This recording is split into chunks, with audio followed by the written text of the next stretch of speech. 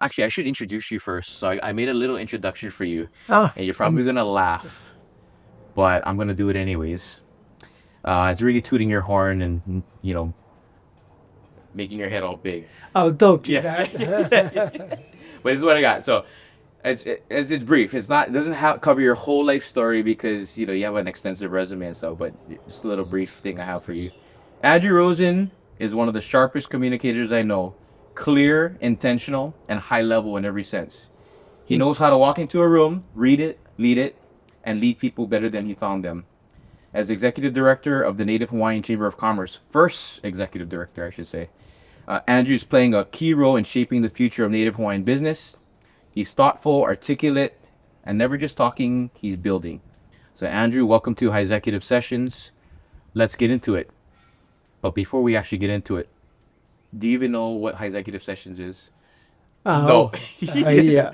So the reason why we started this was we wanted to highlight and humanize the best and brightest in Hawaii business, and I think business in general. So CEOs, uh, deal makers, even politicians, but kind of paint them in a light where they're not just power brokers. Although we want to talk about business and talk about all those things, but we just really want to get to the heart of who they are, because I mean, let's be honest, a lot of these people, they appear to be boring. They appear to be untouchable. Like you have no access to them. So we kind of want to change that mindset, and you're our first victim. So Well, I'm proud. yes, Thank you. as you should. And by the way, thank you for that more Yeah. than generous introduction. I feel like it was a little too short though for what you have and what you do and how you do it. I think that it didn't do enough justice, but I think it covered, more or less the heart of who you are and what you do. So. Well, you left off two of the pages I sent to you. Yeah. Oh no, no, they're all in here. So no worries. But I think we should first start off. Again, this whole thing that we're doing, I don't want it to be like so like formal, like a Q&A type. Although I got a lot of questions, but relax. We just talk story. But I think the first thing I did want to point out was, okay, you're 68 years old, basically pushing 70. You have a 1-year old, and you wear many hats, and it doesn't seem like you're slowing down. So what's your secret? Like, what's keeping you going? Like, where does that energy come from? That's a great question, and a minor change. Yeah. He's two and a Oh, half. did I say 1-year-old? Yeah, I have a you 1-year-old. have a 1-year-old. I have a 1-year-old. You have a 2.5-year-old. Yes, but I also have a 36-year-old, Yes. 34-year-old, 33, 32, two No, boys, judge. 2 girls, and now a 2.5-year-old boy. And my 4 adult children call him their brother from another mother. So just a point of clarification. Yeah. And then but you're playing an active role as a father, and it's not like I mean, Naoko, your wife, takes care of him and stuff mostly, right? And then you guys have a babysitter, but you're still playing an active role in raising him, and that energy though, where does that come from? Coffee, No, 5 hour energy drink. First of all, Yeah. I was born with what I call the crazy gene. Yeah. And so the crazy gene in my world is that inner voice that screams at you at the top of its lungs nonstop, which explains probably You're a little right. bit. Never to accept mediocrity, Yeah. only the pursuit of excellence. Yeah. You may come well short of that. For what did you learn in the process, and your goals, everything that you set up to get to that finish line, maybe didn't work this time, but now you'll learn and potentially get there, because if you identify what did go wrong that prevented you from your goal, Yeah. you can change it. So that's a good point you're making, because in your bio, I was reading it, and I guess it said you're born into a challenging situation like many, but you put yourself through college, you overcame a lot of obstacles. So are you able to tell us about what that kind of meant, like born into a challenging situation? Yeah, I won't bore everybody too Yeah, deeply, right. but I'll put it this way. I used to sit there, go to the Lord, Yep. Lord, Yep. is there a chance the stork dropped me off at the wrong house? No disrespect to my ancestors who worked their tails off, but I would say that. So anyway, I I wish I could tell you it was a positive. Right. And it affected me positively. Yeah. But in my high school years, I really had a chip on my shoulder. Yeah. And we had just moved to Connecticut from Queens, New York. No money. You know, father split when I was 5.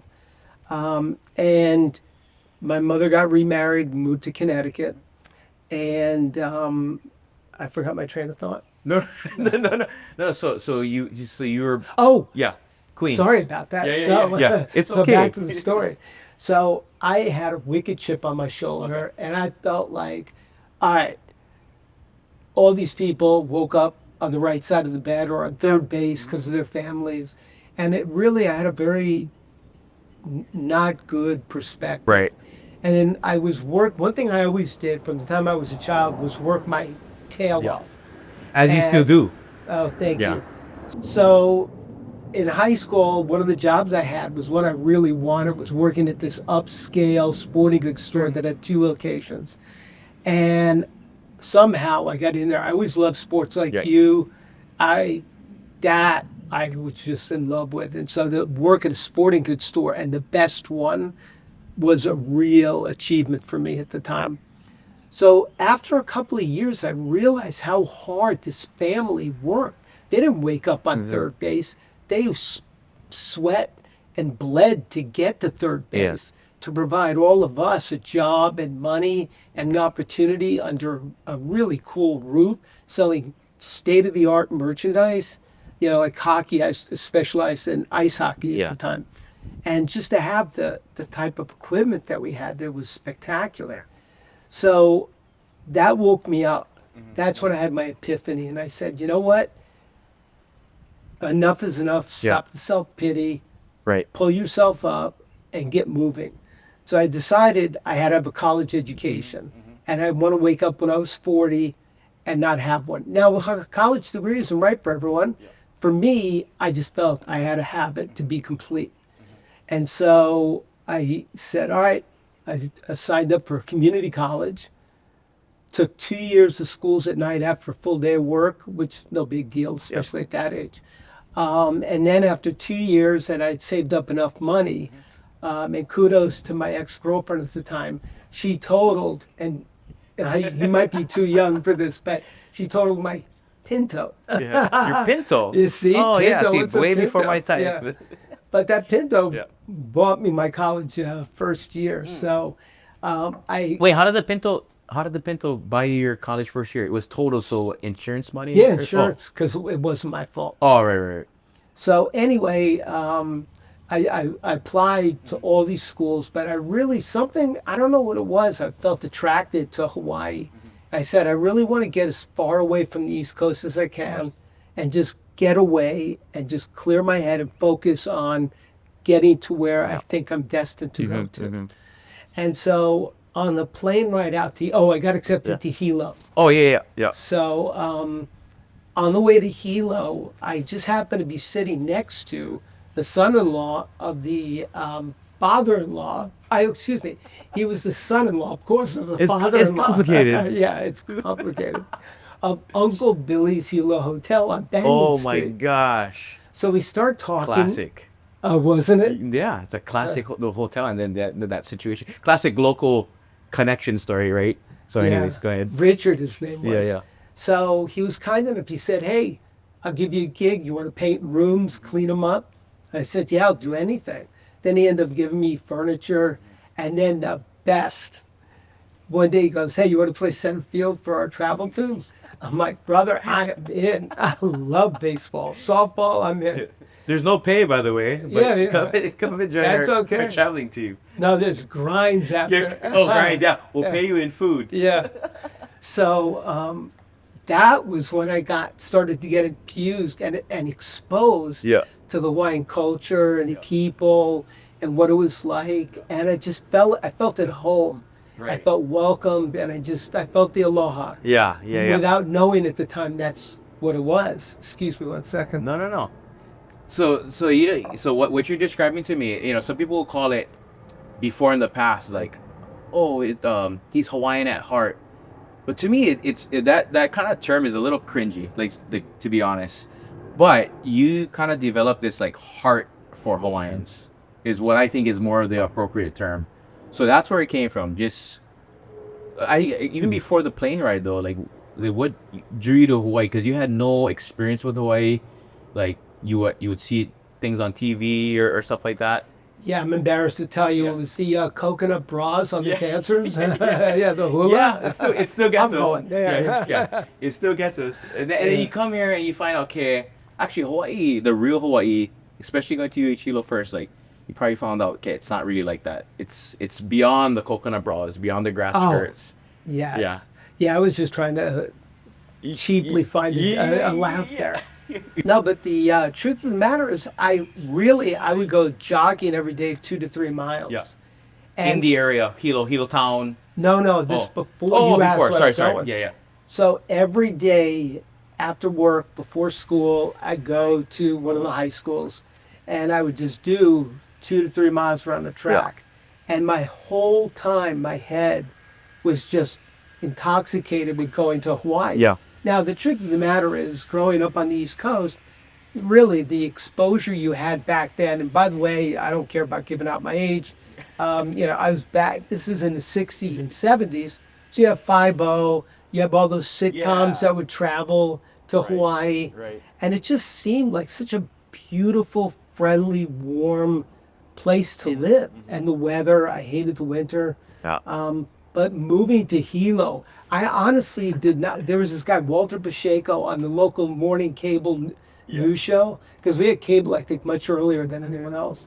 And I couldn't understand a word the sportscaster said for 2 months. Right. Because He's speaking pidgin. But then you eventually learn. Right. And just that I picked it up there, and then unfortunately they didn't have media. I decided I wanted to go into media, so I transferred to Manoa, and it was great. Just immediately again that connection in Hawaii where you have someone watching over you. Yeah. I was immediately connected to the TV department, even though I had the worst interview. So, may I tell the story? Yeah, please. It's probably please. stupid to say. Let's put it on record. So there was a job opening. Okay. And I was on work program. Yeah. And it was for the TV studio in Kuykendall Hall. And I was like, I remember that building. Sorry, not to cut you off. You just brought back a whole slew of memories from going to UH. Anyway, sorry, continue. no, please Yeah. keep jumping in. Yeah. So I get to the interview. I'm so nervous. And keep in mind, I never went to high school. So that's how I got left back in high school. That was the other thing. We totally skipped over that. Yeah. But We'll come back to it. I'm coming on to it.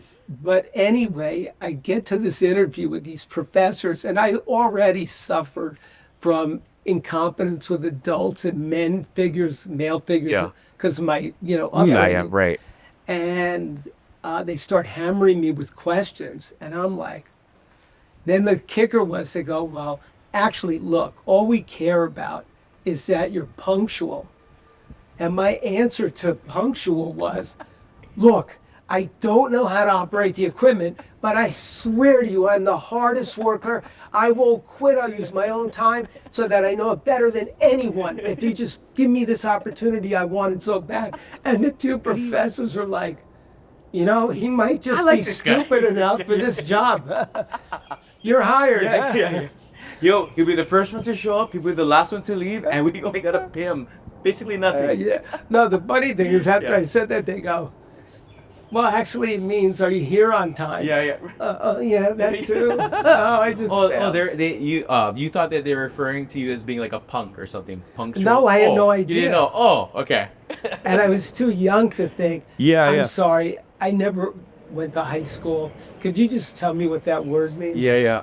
But you don't have the confidence back then to do that. Okay, so this totally changes the game. Totally changes the conversation. You didn't graduate from high school, and it's not a. Oh, I did eventually. Cause you got your GED. No, I had to Oh. take an extra year. What about okay? So at the time you didn't graduate from high school, but then you ended up finishing up at with extra credits or something later on. Yeah, I had to take Oh. another semester. Okay. So, but that whole thing with UH, that's what got you started in the whole radio business. Started in Yeah. TV. Oh, TV. And so, but No, that was when I had my awakening finally, because I was trying to figure out, well, I only have another year of these general classes. Right. What do I want to do with my life? Right. And one thing my mother said, which was so true, is that don't worry about the money. You're going to work the rest of your life. Mm-hmm.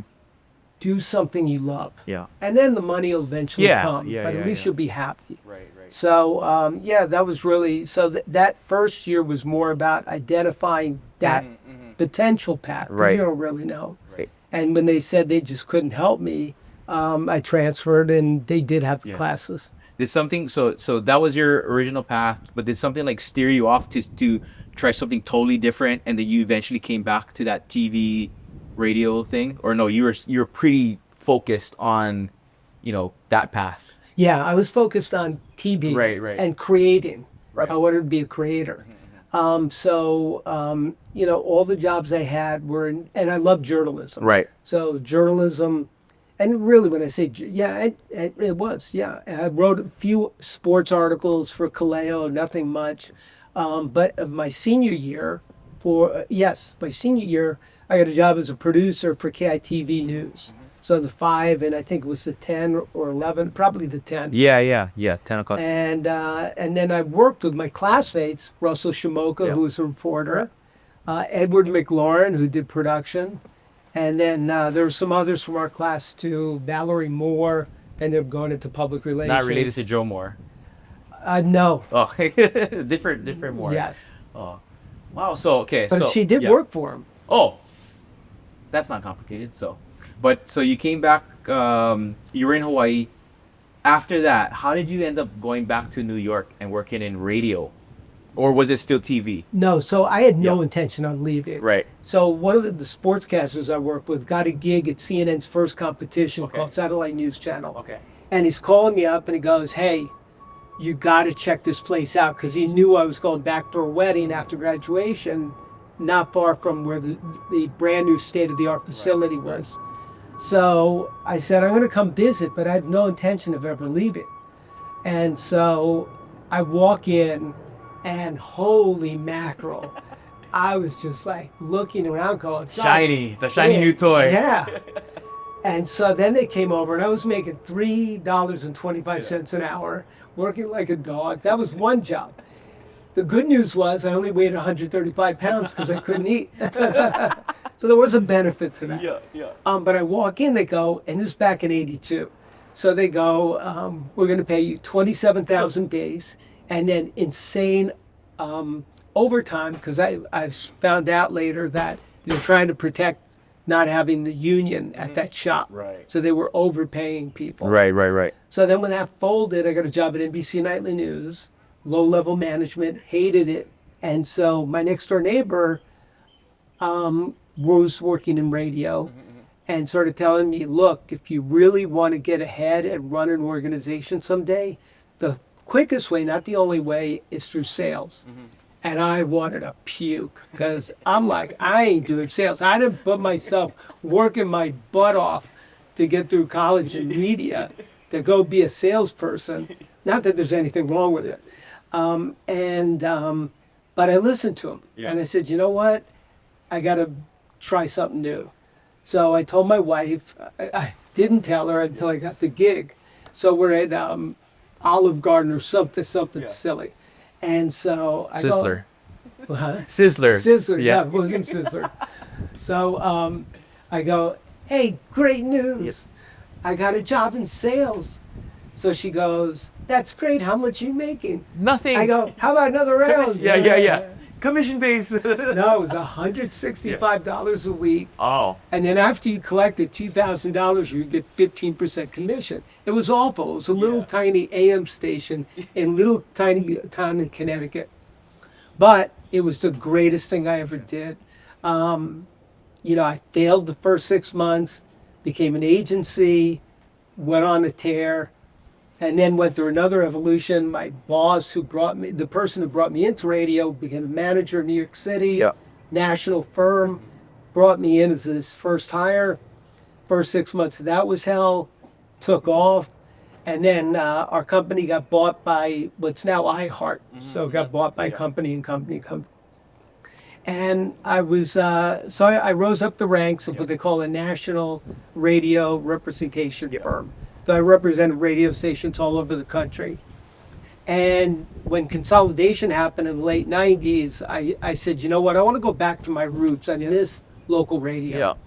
So fortunately, my former boss from Connecticut became the head of two of the biggest radio stations in New York and said, hey, I'm bringing you back. I said, let's do it. And that, got me on the radio. Yeah, that was locked in. Damn. Okay, so you're I guess you're okay, let's make one comment though. You know how you talked about you got into sales and it was like stomach sore, it was nerve-wracking, I guess, right? But the salesperson, I think the prototypical salesperson of back then was much different than the salesperson now, right? I mean, I don't know if you you have experience with anybody trying to sell you things, but of course you got the door-to-door salesman, kind of violating. They come to your door, and then they hound you, some of them. But then I think back then compared to now, I feel like we got into this more effective communication, like emotional intelligence is now part of how they communicate with you, how they sell you. But back then when you were in sales, was it kind of like that cold calling, that real grind, like I gotta bother the crap out of this person and Yes. submit them and submit them into accepting my deal or whatever it is? Is it kind of like that? Well, the way you were taught Yeah. was basically like that. And I go, I'm not walking into somebody's business. That's like their home. Right. And going, want to buy some radio Yeah. spots? They're fresh. Yeah. I'm like, that's rude. Right. So You didn't build any relationship, right? Back then. Now it's more about building the relationship, and all that stuff. But and then before it's like, no, we're gonna get them. no, that's why I failed the first 6 months. Right. And finally I said, wait, I'm going back to my roots. I'm going to find out everything I can about the business. Right. And make sure that their core consumer matches our core listener. Yeah. And then that's a great starting point. Yeah. Because now, as long as you're reaching the same people that buy your products and listen to our music, Right. now it's up to the messaging. Yeah. Because we already know we have the right vehicle. Right. So- Because it could be where you guys may not even be able to help each other. I mean, Yeah, when you and find then out those measurables, right? And then you have to walk away. Yeah. You have to be yeah. honest, and people Right. respect you more. Yeah. You know? And then they'll refer you, and then you never know when you're going to meet up with them again. Right. And I'd rather win long term Yeah. than ruin my reputation to get a sale. Yeah. So same thing. So even like with real estate, if we'll explore every single option. Say if they want to sell, we'll explore every single option, and sometimes they absolutely need to sell, but then when we go through everything, we check with escrow on say title issues or just we run the numbers and to see like what it would be as the result of selling. Sometimes it just doesn't work out and they're gonna be upside down. So instead of me telling them, oh yeah, let's just do it anyways because you have to sell, I'll be totally honest and like, look, this one isn't gonna work out. We gotta wait a little while, or we have to do something very creative because you're gonna lose and I'm gonna win because I'm gonna get your commission, and that's not right. So, but anyway, so I respect that. I respect that you still stepped into that space. You learned the craft to do it the right way, and I'm assuming that that's where your communication skills really took shape. You know what? Or was it before? Was it formal training, or was it just hearing the radio and hearing all these different personalities that kind of helped you form into that effective communicator that I mentioned earlier? So it's twofold. Okay. So first, I just, as I was telling you, I found that video, and I didn't realize back then I was an effective communicator. Right. Well, I was an okay Ineffective communicator. not ineffective communicator. Did I say ineffective? No, we just have to make sure we break apart those words just so people don't get the wrong idea. But it was because Kidding. Yeah. I was with people who I was comfortable with. If I wasn't with people I was comfortable with, I couldn't speak. Right. So then it wasn't until I was in my mid 30s that I finally had the confidence to just be myself. And to this day, by the way, I still make mistakes and I kick myself. when I'm not myself. Like if I have a script, if you ever see me with a script, beat me. Dude, you are okay. I want to say one thing. You are hard on yourself. You're too hard on yourself. Cause I noticed like the past couple speeches you did, where I was there, you did it. And it was great, and then you come off the stage and you're like, oh, that was horrible. I was like, Andrew, that was awesome. Like, what are you doing? But I think what people see behind the way you speak, not necessarily that you're saying the right things or the right words. I think they can see the heart, and I think you have a rare style of communication because it's not just I'm just talking, I'm telling, like the facts. You come across as having that empathy, having that more like emotionally intelligent type of way that you, I guess, portray your words or your feelings. So Thank you. yeah, so stop being so hard on yourself, man. All right. Okay. That won't happen. Yeah, that won't happen. Yeah. Okay, so your whole communication skills, we kind of covered how that came to be. Or wait, did we cover that? How you? Okay, so working in New York now, you made executive of the year multiple times for different radio stations. A lot of award-winning or awards for major like national radio stations, accolades. Now, you're in New York during that time of 9/11. Explain to us that whole thing. What was it like to be a human that day, and like what was the whole feeling and the temperature? Obviously, it was a tough time, but from your eyes, your point of view, what was that like? Well, obviously, Yeah. like everyone else, everybody Yeah. will never forget where we were and that day in particular. So I remember we had a sales meeting going on with one of the radio stations, and I get a phone call from one of our programming people heading out to that Long Island station Right. to work with them. And he's laughing and he goes, a plane just went into World Trade. And I go, a plane? What is this, Godzilla? So we're treating it like a joke. So then all of a sudden, my assistant comes flying in. She goes, Z100, one of the radio stations, their morning show's calling. It's an emergency. So I go, hey, what's going on? And those two stations, we were in Manhattan, 3 stations were in Manhattan, and 3 were right over the Hudson in New Jersey. So they said, another plane just went into the building. I go, another plane? What kind? And when they explained it, and that they watched it go right into the building, all of a sudden your world has changed. So now as a leader of over 600 people in 5 different locations in 3 areas, 2 states and another county, what do I do? How do I keep it calm? How do I keep it together? How do I prevent any loss of life? How am I empathetic for all of our employees who might have or worried about a loved one who worked in Wall Street? And you don't have any training for that. None, not at all. So, I went in, I met with the sales team, and you could see the smoke coming up from downtown. We were in Midtown. Actually, it was the MTV building. If anybody's been in New York, that MTV building on the 41st floor. So, anyway, actually, I was wrong. It was in a building 2 blocks down on 44th and 43rd. Strike that from the record. Yeah. Strike that for the record. Inside joke. Yeah. Sorry about that. But I digress. Yeah.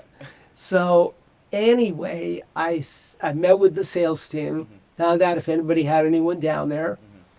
Then what I did was I immediately called corporate to let them know what the situation was. I didn't want them watching it on TV and not hear from their leader Right. what was going on. So I made a call to them. And then I went around to the 3 New York stations, which I could, just to calm everybody down, find out how they were feeling, and, find out about transportation, what we could do. And then I was on the phone with our head of program, who was based in across the river, New Jersey, and had him coordinate those 2 stations to make sure everything was okay. Get rid of everyone. The on-air personalities, to their credit, all stayed on. Right. And this is when you had full-time personalities, Right. live personalities, 24/7. Mm-hmm. So anyway, it was crazy, and we had a little tiny place in Manhattan, so it would have been impossible to get home Right. that night. So I remember just looking at everything out my window, and from there it was okay. What are the essentials? So I immediately got my leadership team together, did assessments. Where are we? Let's understand where we are right now, and what is our primary mission? And that's actually number one. What are we supposed to be doing? Right. And our primary mission was to ensure that everyone who is within our signal, this is pre-streaming, Yeah. within our signal, that we were providing relevant information to keep them safe and aware of what was going on. Right. So then next was, all right, so how do we accomplish that goal? So where are we? So we had one radio station on the top of World Trade, KTU. So we were able to get the FCC to move KTU to allow us to broadcast KTU from there. All the studios were shut down, so people had to go to Empire State Building where our other 4 signals were, and they created these mini studios.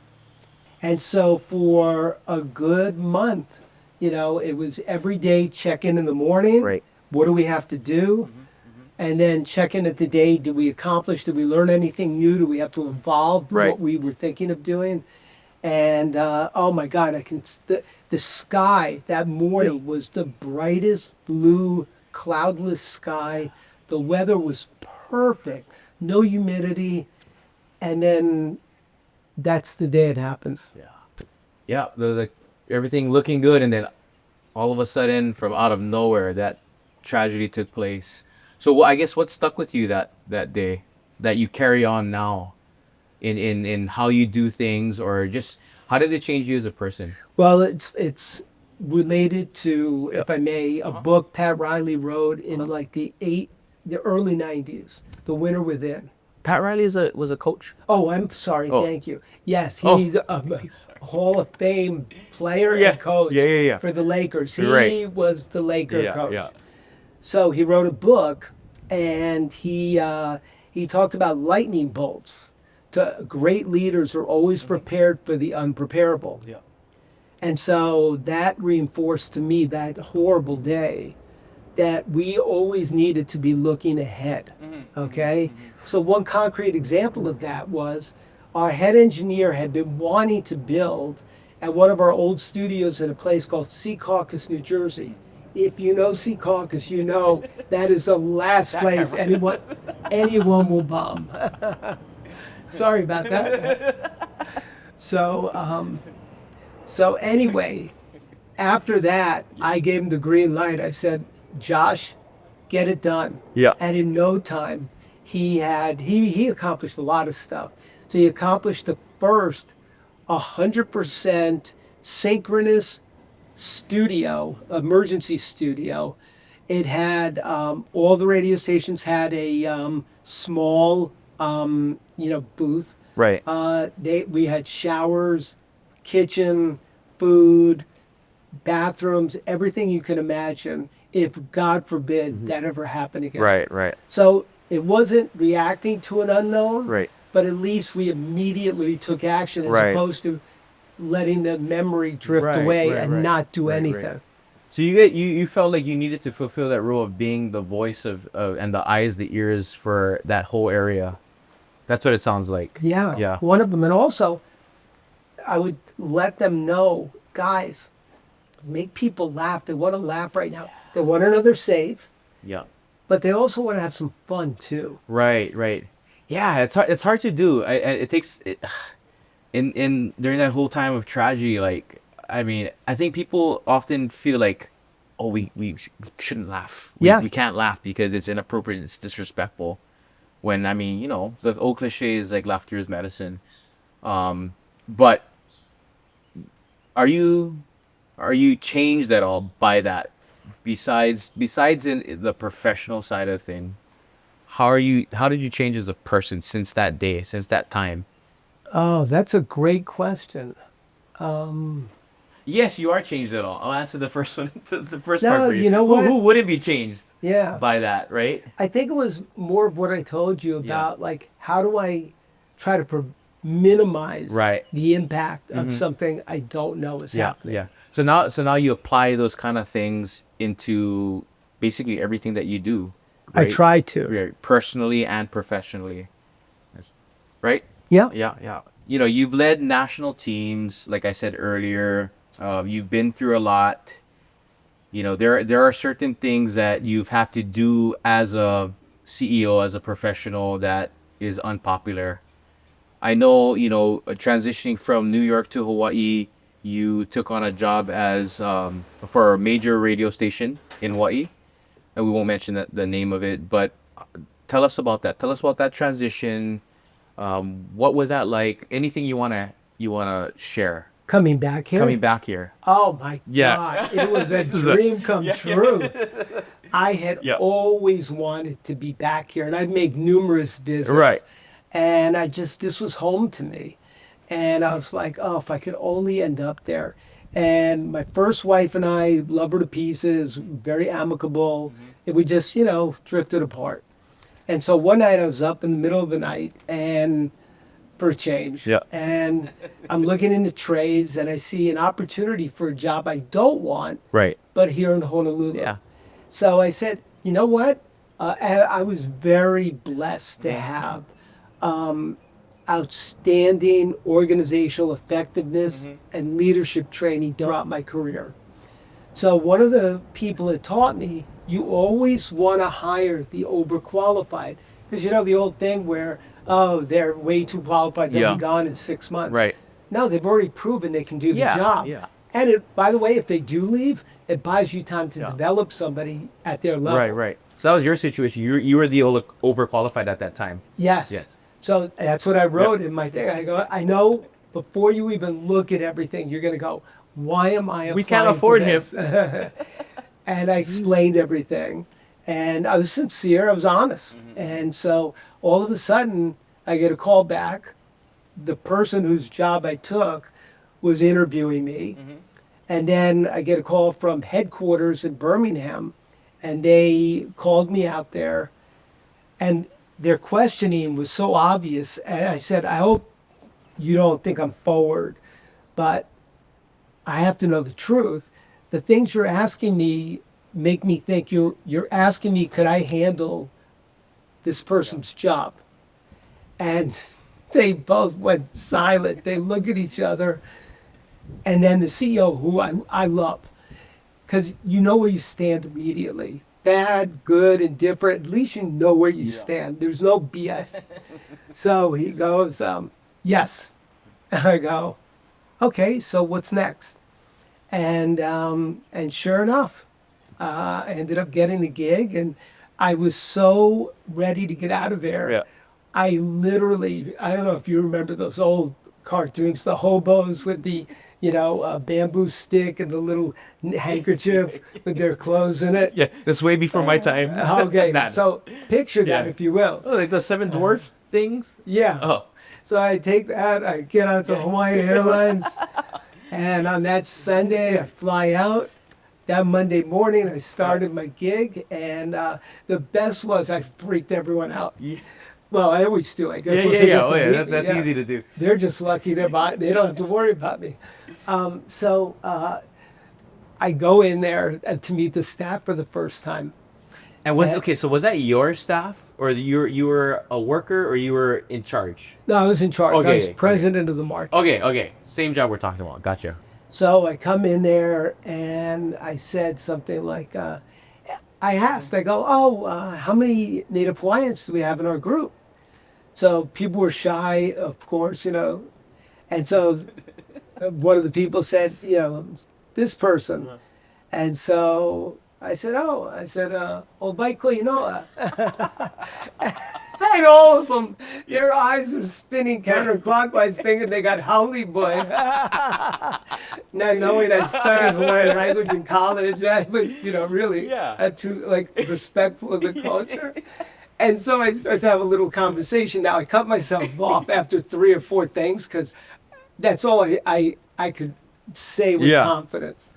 But it was just hilarious, and it just started things off on the right note. Yeah. That's awesome. Okay, so on that authenticity note, where you went to UH, you learned Hawaiian language.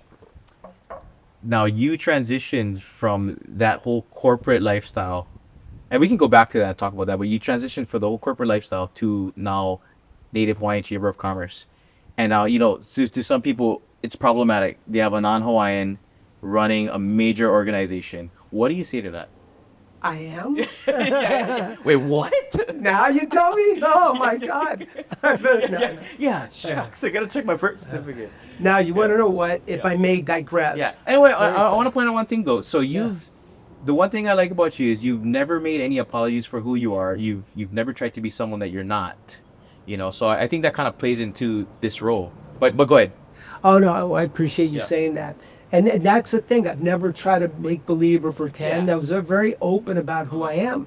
So I developed in my career when I got to that executive level, you really have to get involved with community service. Right. And so I took that seriously. So I was blessed. The former president of the board at the time, Richard Fernandez, because I had been supporting the Native Hawaiian Chamber of Commerce so much, asked me would I consider being on the board. I said, me? Yeah. I go, but I'm not Hawaiian. He goes, That's it's all right, okay. boy. He goes, you're good. And I said, all right. So I'm all excited. I get onto the board. And so we're July through June is our fiscal year. So we're having our first meeting together. Who's this this holiday big boy room. that's showing up over here? All the directors, right? And they're looking at me. And I'm nervous as heck. And then they start going around the room. Oh, yes, I'm a direct descendant of Prince Kuhio, and blah, blah, blah. And then, this one, Queen Liliuokalani, King Kamehameha I. Yeah. And then I'm like, oh my God, what am I going to say? So they go, Andrew? And I'm like, oh, they notice me? I said, okay, I'm a Caucasian from New York City, but I swear to you, you have my heart and my soul, that if I promise I'm going to do something, I'm going to do it, and I'm going to do it to the best of my ability, and you can know I will never let you down trying. Yeah. And that was it. Yeah. And now he's done. That's all that needs to be said. And then but see, I think so people see that they see the obvious, right? But then they eventually they learn that you have a heart for Hawaiians, and how can they not like you after that, right? And they see all the work that you're doing. So I know there's a lot of initiatives that you're putting together that and I know you're never going to take credit for this, but you are single-handedly doing basically everything on your own for the organization, because why? You are basically the only employee that we have, right? So what are some of the things you're doing? What I guess besides that though, are there any pressures or challenges that you still have to overcome trying to get these initiatives put through, because of the obvious situation that you're in? So first, in March, Yeah. we got our first 2 grants. Uh-huh. And so I do have some support. I have Nick with digital, to Risa, Halia just started helping out too. So I have a little bit I have really great people. But getting to that place, to get those programs, it was tough. Yeah. Because when we took over, it was right after the pandemic. Yeah. We, Yeah. really were, not doing much. Right. So it was great because I one of the things I specialize in my career is turnaround situations. Yeah. Turnaround specialist. I saw that on your thing. I was like, oh, that's beautiful. I was like, gangster. No, but that's what I looked at. Yeah. This I said, Yeah. okay, we're starting over from scratch. We can do everything new. So first, I made sure that I truly understand the original founders Right. from 1974 and why they started the organization and what they felt this organization should do, because everything needs to be built upon the ones who came before us. And so I did that. Then I studied what assets we have, don't have, and okay, so what's the most important thing? So when I understood who our members were And then as an extension, the community, people who just haven't discovered us. Because back then, no one even knew when I say no one, Yeah. basically a lot of people didn't Right, know who right, we right. were. And for the right reasons, with the pandemic. Yeah. So I just said, you know what? Let me start creating things but keep in mind, I had no money. Yeah. The chamber, Yeah. God bless them, Yeah. they took their what is it called, investment fund, and invested in me to do this. So, which I'm forever grateful. So I wouldn't spend any money of the chamber. So anyway, we just, I slowly. So the first thing I developed was Ho'omana, which was a cohort, which would be different and complement the other cohorts that are available to Native Hawaiians. So the city and county loved it and gave me a small budget along with Olin Lagan, who's one of the most talented, just good people. Each contributed money, and I was able to do a pilot program with Scheidler. And the way that I did it was based on my years in media. I loved going out in the field with our salespeople to show them, hey, I respect what you do. That's the I'm hardest still job. greedy. I still can do this. No, I can't. I was like, I got through luckily. And I look at them and I'm like, you can't thank a salesperson enough for what they're doing. That's if they're doing. Then you got a whole nother story. But for another time. Right. So anyway, going out in the field, I would always ask an advertiser or a potential advertiser, so who is your target consumer? Where do you, the old 80-20, who are the 20% of the people? What are the characteristics of those people that drive 80% of your revenue? And when they would say, oh, it's everybody. Yeah.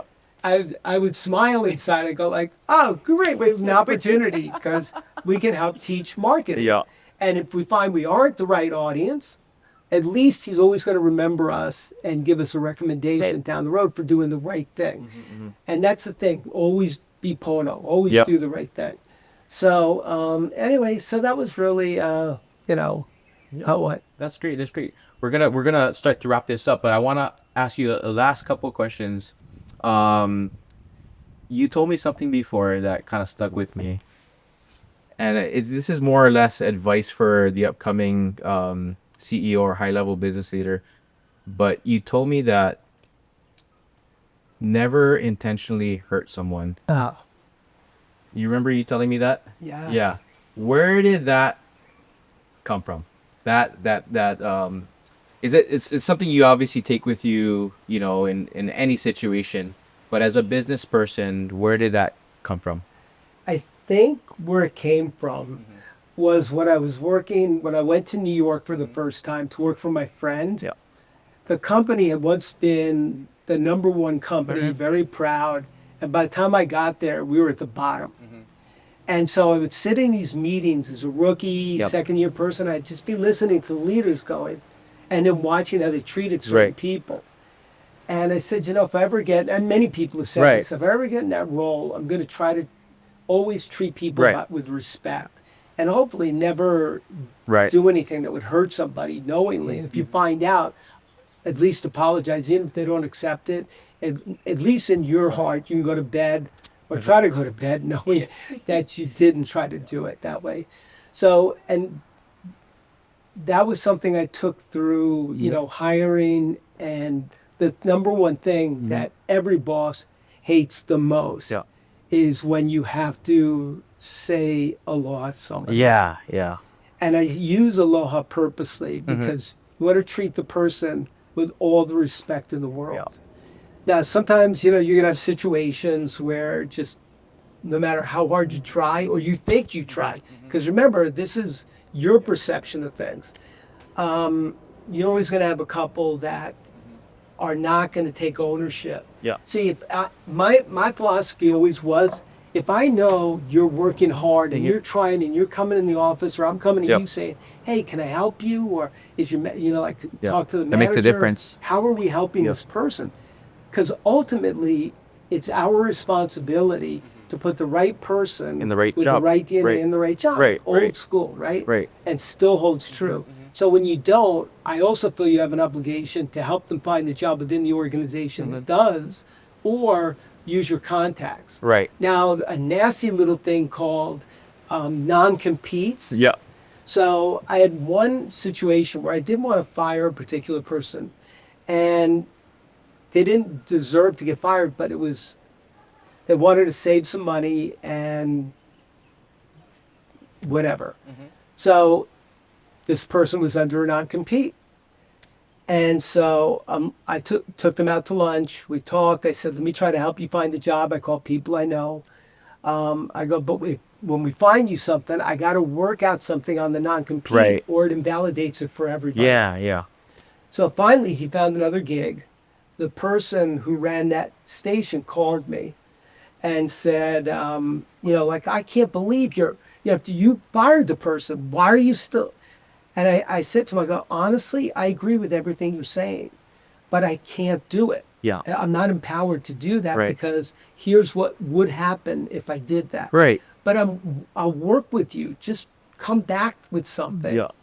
So finally, after arguing for a month, he finally came back with something, which was trade on their station. I had no intention of ever using it. In fact, I never used it. But I know both of them they felt like I was trying to be a hard, Okoli. And so that way.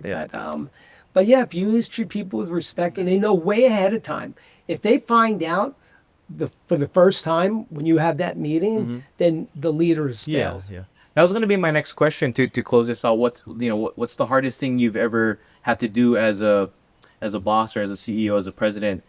But it sounds like that's the hardest thing, is needing to say aloha to somebody, right? Yes. I mean, how does that get easy? It does. It does it. Right? No, as long as you know you did everything, like if Yeah. they worked their butt off, Yeah. then I would be relentless helping them find a job. But if they didn't and they lied, Yeah. then I really don't care. Yeah, exactly. Well, Andrew, it's been great having you. Now, any last words of advice that you want to share with anybody? Anything. Yeah, first, if anyone has any questions, they're more than welcome to go to the website. You'll find my email address, or even the little bot. That's me in a dress. Yeah. Yeah. The bot. What he's talking about is on the Native Hawaiian Chamber of Commerce website. There is the bot where you are able to chat. Yeah. I guess, right? That's actually him. It's a girl that shows up, but it's actually him. Yeah. So yeah. It's my alter ego. Yeah. So, but anyway, I would say more than ever, I don't care how insecure you might be or feeling that something's out of reach, never lose track of how to get to what you want to do, meaning what is it you naturally love doing? What do you find yourself doing most of the time? Now, you're always going to, if you get to do that thing, you're always going to have to do things that you don't love, but at least you're doing the thing you love doing most of the time. Don't give up. Get internships. Don't be afraid to speak to people starting in high school. And the more internships, the more relationships and networking you build. Right on, Andrew. I appreciate those words. Appreciate you. you being here. You live in town. You made the drive all the way out to Huakale. But yeah, just thank you so much, and we hope to have you maybe again in the future. I don't Part 2. No, I think when he gets You're through good. all that tape, you have part 1 through 10. Anyways, thank you so much, Andrew. Appreciate Thank you, Right Brandon. on. Appreciate you.